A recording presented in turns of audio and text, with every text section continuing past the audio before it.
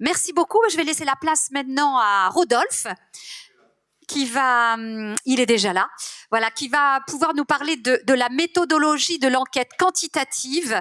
Et puis ensuite Frédéric Deconinck et Jean-Paul Willem, puis Franck Meyer nous apporteront leurs commentaires sous des formes différentes. Merci infiniment à Rodolphe, qui est vraiment la cheville ouvrière, et qui a fait un énorme travail. Je crois que sans lui, on n'aurait pas été au bout de ce que Eric nous avait confié. Merci Rodolphe. Merci pour cette bonne introduction.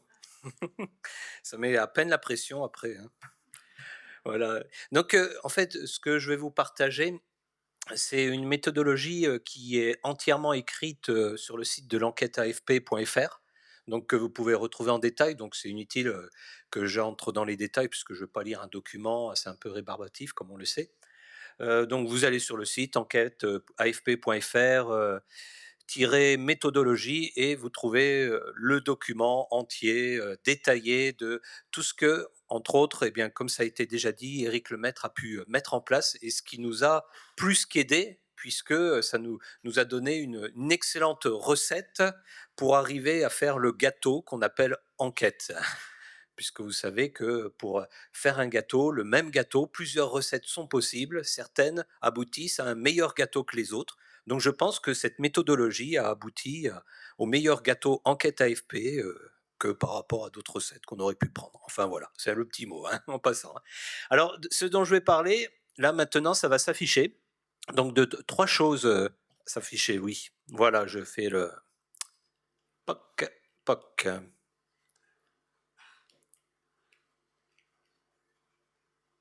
Ça doit passer comment? Comme ça. Hop. Vers l'écran. Bon. Il y a un bouton qui doit fonctionner, donner quelque chose, c'est ça? Il fallait que ça tombe sur moi. Voilà. Bon, pendant que ça arrive, donc je vais parler, on va dire, des objectifs, du pourquoi. Voilà. Objectifs généraux, pourquoi faire une enquête. Dans un deuxième temps, de la récolte des données, avec cette question qui est le public cible de l'enquête et comment avoir leur contact, des questions que nous nous sommes posées. Et en troisième, construire le questionnaire, quelle remontée d'informations voulons-nous. À travers tout ce que je vais vous dire, il y aura des questions qui vont se poser dont je ne donnerai pas de réponse, mais c'est fait exprès parce que je ne suis pas là pour donner des réponses. Après, chacun pourra apprécier les analyses et dire ah oui, ça répond à telle question ou ça y répond pas pleinement. Alors, établir les objectifs généraux. Il y a trois éléments qui ont été mis en avant. Le premier, recueillir les informations objectives sur les familles d'arrière-plan réformées et évangéliques, qui sont les familles protestantes évangéliques. Dans un deuxième temps, obtenir des informations sur les vécus de ces familles.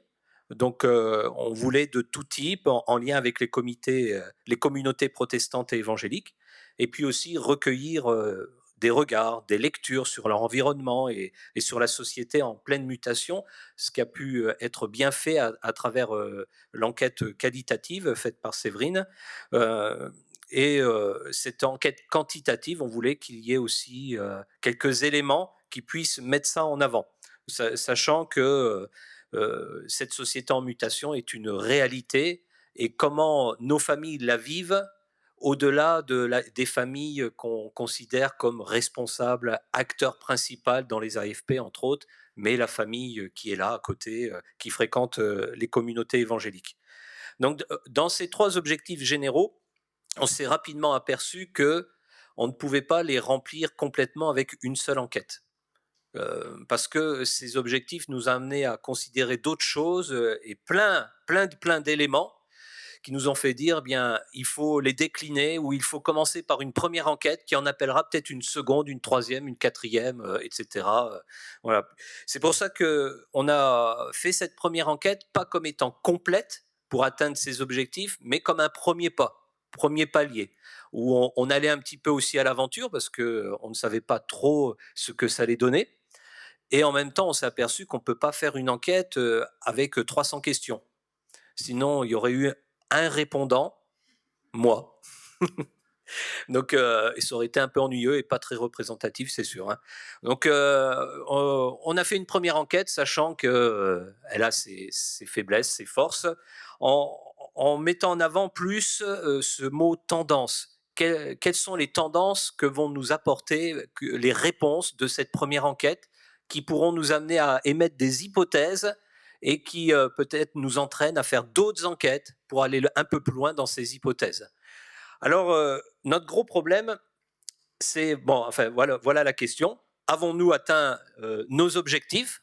Je ne réponds pas à la question par rapport à ces objectifs que je viens d'émettre, mais on continue dans le deuxième temps. Notre grand problème, grand défi, c'est d'effectuer un échantillonnage d'une population qui n'a jamais été échantillonnée.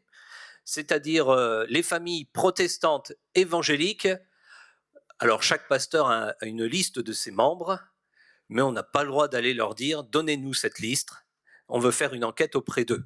On est dans le RGPD, on est dans tout ça, donc il fallait les chercher, il fallait établir un référentiel, voilà.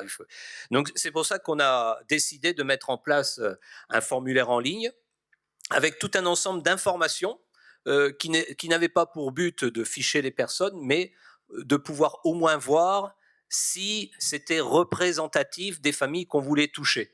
Autant d'hommes, autant de femmes, couples mariés, divorcés, des enfants, sans enfants, membres d'une certaine fédération d'église, est-ce que c'est bien réparti, que ça ne soit pas uniquement un type de fédération, enfin voilà, toutes ces questions. Ce qui fait qu'on a récolté 972 adresses grâce au site enquêteafp.fr, là, avec le formulaire d'inscription, de préinscription. Et après, le lancement de l'enquête, un mail a été envoyé à toutes ces personnes et on a abouti à 636 répondants à l'enquête, ce qui, finalement, au niveau du nombre, est plus que correct. Alors, la question, et je n'y réponds pas, mais elle apparaît, donc je laisse passer comme ça à la main, là, c'est fait. Alors oui, j'avais rajouté cette diapo juste pour dire que la moyenne d'âge des répondants, c'est 50 ans, 53% d'hommes, 47% de femmes et 80% de personnes mariées. Voilà. Et la question après vient, l'échantillon de répondants est-il représentatif? Déjà, en regardant les pourcentages d'avant, vous pouvez dire oui, non, enfin bon, voilà, je ne réponds pas par rapport à cette question. Et je viens maintenant dans la troisième étape de la méthodologie, c'est cette construction du questionnaire. C'est celle qui a bien sûr pris le plus de temps. Et là, je tiens à remercier particulièrement Heidi qui est dans la salle et que je demanderai de se mettre debout, que tout le monde la voit. Hein, voilà, comme ça vous la voyez, un grand merci. Qui, grâce à elle, eh bien, il y a toute son expertise, puisqu'elle travaille au sein de l'INSEE,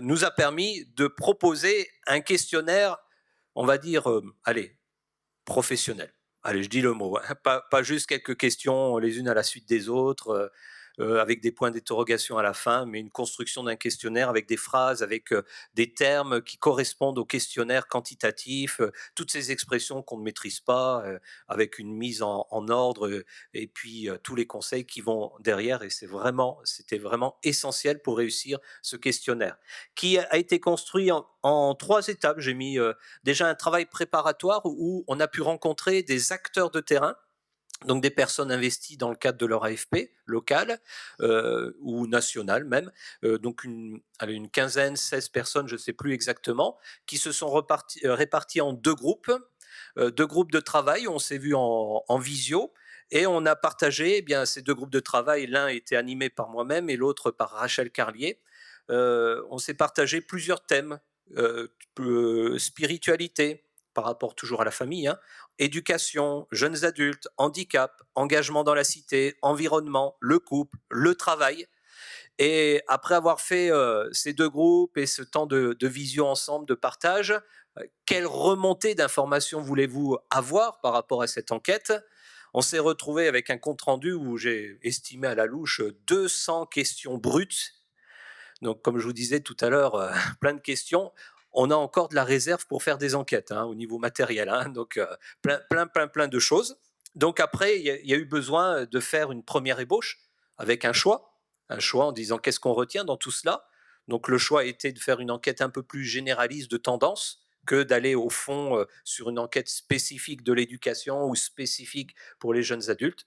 Voilà, donc, et puis on a fait donc ce choix qui a mené à l'élaboration bien précise du questionnaire qui a pu être mis en place et que vous avez pu voir si vous avez répondu au questionnaire. Dernière question. La remontée d'informations a-t-elle été satisfaisante? Même s'il y a eu quelques expressions, on aurait pu faire ceci, on aurait pu faire cela. Voilà, c'est après savoir est-ce qu'on peut se féliciter de ce qui est du résultat ou pas, mais ça je vous le dis pas puisque ça va être aussi dans les analyses qui vont suivre maintenant. Merci de m'avoir écouté. Merci Rodolphe.